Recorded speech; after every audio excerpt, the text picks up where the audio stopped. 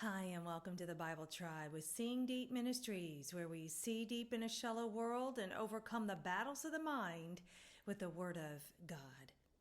Sometimes we can get lost in the maze of life as we struggle to make sense of our reality. Life can feel daunting sometimes as we habitually go through our days, but those who look to God have purpose even in the mundane.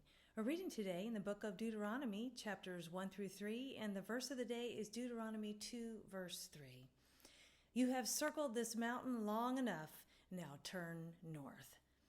In context, Deuteronomy details the history of the Exodus. Moses was leading the Israelites as they were wandering in the wilderness. God's people were supposed to get to the promised land in 11 days, according to Deuteronomy 1, verse 2.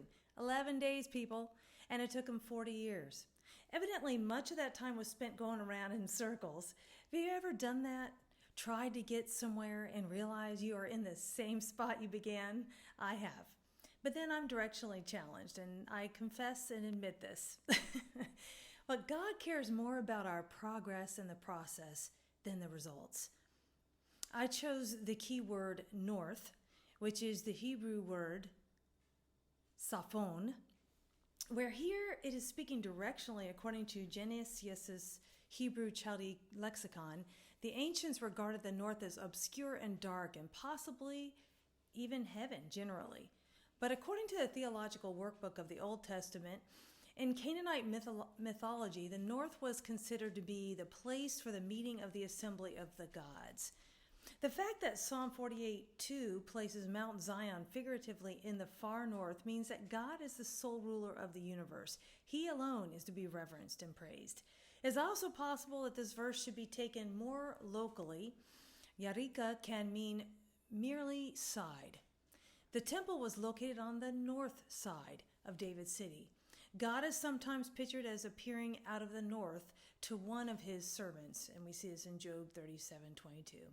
We know that God is in the north, south, east, and west, right? Nothing is hidden from his view. But the word north makes me think of a phrase we have today of true north. When we are spinning our wheels, doing the same thing but expecting different results, the definition of insanity, we need to head true north. We need to have the Word of God as our plumb line and do things God's way. Thought of the day.